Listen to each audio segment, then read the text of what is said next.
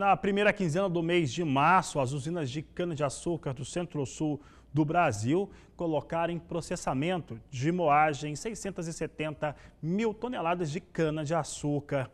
Desse volume, 70% pelo menos foi destinado à produção de etanol. Para falar a respeito destes números parciais da primeira quinzena, parciais no mês de março, da primeira quinzena do mês, eu vou conversar agora pela internet com o diretor da Única, Antônio de Pádua. Pádua, obrigado por estar participando conosco aqui do Agricultura BR, aqui no canal do Boi. Qual que é a avaliação dessa primeira quinzena de trabalho das usinas aqui do Centro-Sul? Boa tarde, seja bem-vindo. Boa tarde. Na verdade, a primeira quinzena de março ainda faz parte da safra que nós estamos concluindo, né? Da safra de 2020 e 2021. A nova safra, ela vai, de fato, começar oficialmente no dia 1º de abril. Se compararmos o que aconteceu na primeira quinzena de março e também deve acontecer na segunda quinzena agora, desse mesmo mês, é que nós temos menos unidades operando, processando cana nesse período, devido à questão aí do veranico muito forte que nós tivemos o ano passado, e muitas empresas estão atrasando em 10 dias o início da safra, né? Esperando um melhor desenvolvimento da cana, recuperando um pouco dessa produtividade que foi sacrificada aí pelas condições climáticas da safra passada. Então, eu diria para você que essa primeira quinzena de março e a segunda quinzena de março nada mais é do que complementar o tamanho da safra 2020 e 2021, aonde nós devemos chegar a 605 milhões de toneladas de cana no ano safra da região Centro-Sul, contra 590 milhões na safra anterior. Vamos aqui colocar que houve uma ampliação em relação a essas atividades de usina de cana-de-açúcar. Fazendo uma avaliação a respeito de como foi a safra, Pádua, em relação às fontes, tanto de cana-de-açúcar quanto milho, por exemplo, a produção de etanol, de milho acabou aumentando a participação nessa última safra? Sim, a safra foi uma boa safra, né? Apesar de ter um início tumultuado, um início muito preocupado, primeiro pela questão lá do conflito do preço do petróleo, vindo até ter preços negativos. Depois, em seguida, nós tivemos a questão da pandemia, o anúncio pela Organização Mundial da Saúde. Mesmo assim, a safra iniciou e se desenvolveu dentro de uma normalidade, as empresas se prepararam muito, a questão de seus colaboradores, na questão da saúde, e vou responder que foi uma safra muito boa em termos de oferta de produto, uma safra onde nós recuperamos o share de mercado do açúcar nessa última safra, aonde tivemos preços que remuneraram a nossa atividade, inclusive podendo remunerar um fornecedor de cana acima de R$100 a tonelada. Então, foi uma safra altamente positiva, né? Apesar do veranico muito forte, que prejudica a oferta de cana da safra que nós vamos começar agora, mas no decorrer da safra passada foi efetivamente positiva. Em relação a esse dispositivo que você acaba de nos trazer, eu lembro que quando começava esta última safra, houve um impacto em relação a petróleo, que caíram os valores no cenário internacional, teve também a queda no consumo e você falou da recuperação do share açucareiro do Brasil frente ao mundo. Você acredita que foi determinante para ter sucesso essa safra, essa recuperação da participação de mercado de açúcar global? Sem dúvida alguma, esse foi o fator preponderante, né? Hoje, aqui na região Centro-Sul, nós temos 15% da cana que são processadas pelas unidades que só produzem o etanol.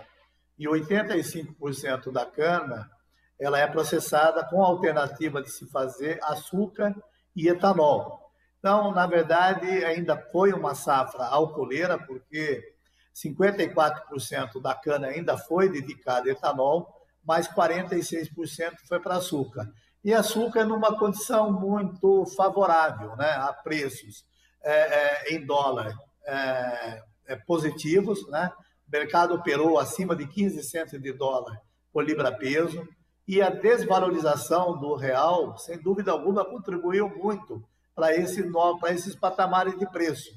E, do ponto de vista do etanol, também ele não foi negativo, porque a Petrobras ela manteve uma política de preço da gasolina atrelada ao petróleo e atrelada ao mercado internacional, que também proporcionou, evidentemente, em menor proporções, também uma remuneração efetiva ao etanol.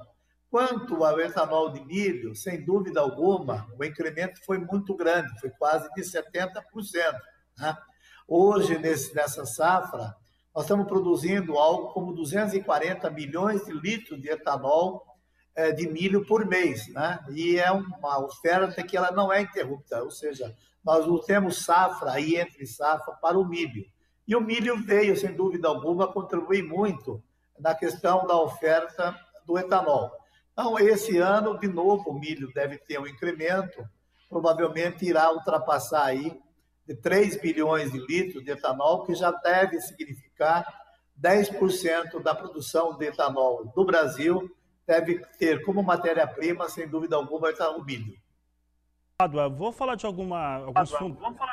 alguns fundamentos econômicos e que influenciam diretamente o mercado internacional e, claro, a oferta aqui brasileira. Primeiro que nós vamos entrar na nova safra com o real igualmente desvalorizado.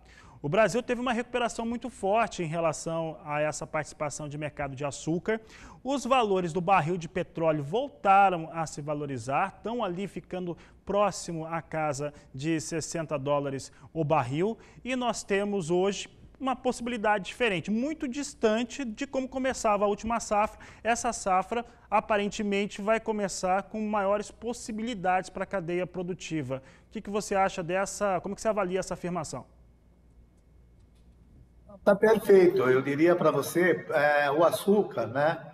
Basicamente, quase 70%, 75% do que as empresas devem produzir, ele já foi comercializado. Ele já foi fixado a um preço favorável, né? Tanto do açúcar, como também muitas empresas travaram o câmbio, né? Então, isso já é uma realidade.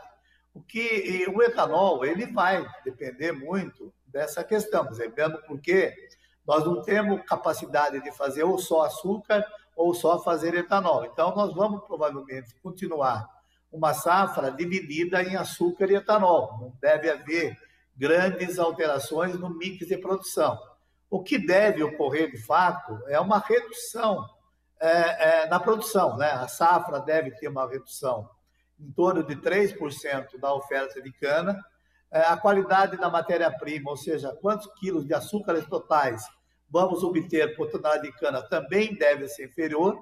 Então, a produção será reduzida em açúcar e deverá ser reduzida em etanol.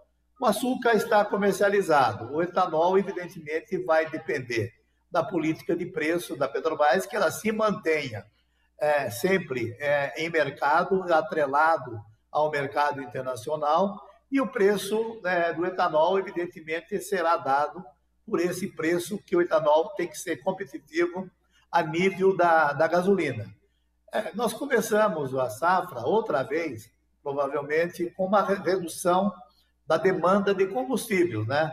Essa questão do lockdown, essa questão da mobilidade, ela está sendo muito afetada agora na segunda quinzena de março e também será afetada na primeira quinzena de abril. Agora, essa volta do incremento da demanda por combustíveis do ciclo Otto, seja gasolina, seja de anidro, para misturar na gasolina, ou seja, de etanol hidratado, eu acho que vai ter muito a ver com a questão da recuperação da economia e com a questão da efetividade dessas vacinas, para que volte à normalidade o funcionamento de mercado. Então, eu acho que ainda há uma certa incerteza no tamanho do mercado do etanol, né?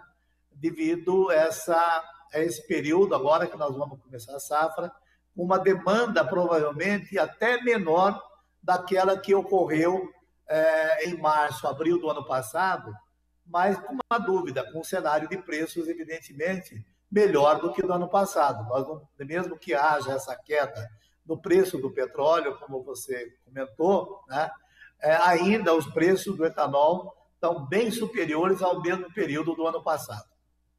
Pádua, falando aí a respeito desse mercado e tá para encerrar a nossa entrevista, eu andei conversando aí nos últimos meses, tanto com lideranças, diretores e proprietários até de usinas de cana-de-açúcar lá no Nordeste, que se mostraram favoráveis, né? Eles gostam da ideia da venda direta de etanol para postos de combustíveis. No Centro-Sul, eu conversei com alguns titulares de usinas de cana-de-açúcar e também lideranças de associações que já se posicionaram contrários, não tão favoráveis a esse projeto, porque as usinas elas são preparadas para outra estrutura, tanto do ponto de vista para receber e o tipo de caminhão a receber, quanto também seus departamentos comerciais, né, que teria que ampliar muito para atender postos ou redes de postos de gasolina. Qual que é o entendimento hoje da Única? O que vocês estão pensando a respeito dessa questão, desse projeto de venda direta de etanol nas usinas? Olha, nós nunca discutimos a questão da venda direta, isoladamente a questão tributária, né? Se você não resolver a questão tributária, não tem como você ter venda direta. Então, o problema está em que proposta o governo vai fazer para que haja a venda direta. Hoje, tanto o ICMS, né, como o PIS e COFINS, ele é compartilhado entre a produção e a distribuidora, né? Hoje, por exemplo, o PIS e COFINS, 13 centavos é recolhido pelo produtor e 11 centavos é recolhido pela distribuidora. O que o governo vai fazer? Ele vai criar uma monofasia e vai querer que o produtor recolha 100% desse tributo na venda direta, né? Ele vai fazer. O que os estados vão fazer? Também ele vai criar a monofasia na questão do ICMS. E a segunda pergunta que eu fico, né, se essa monofasia vai só existir para aqueles produtores que querem fazer a venda direta e mantém o regime atual compartilhado entre produção e distribuição, qual é a proposta do governo? Ou ele vai perder dinheiro, ele vai abrir mão da parte distribuidora, né? Ele vai reduzir o custo em 11 centavos e todo mundo só vai pagar 13 centavos.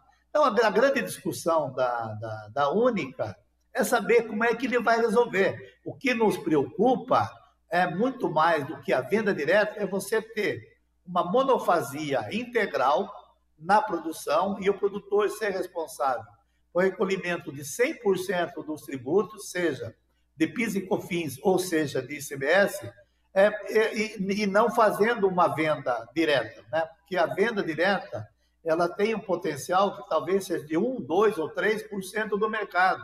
E para viabilizar uma venda direta de 1, 2 ou 3% do mercado, a produção de etanol tem que bancar 100% da carga tributária.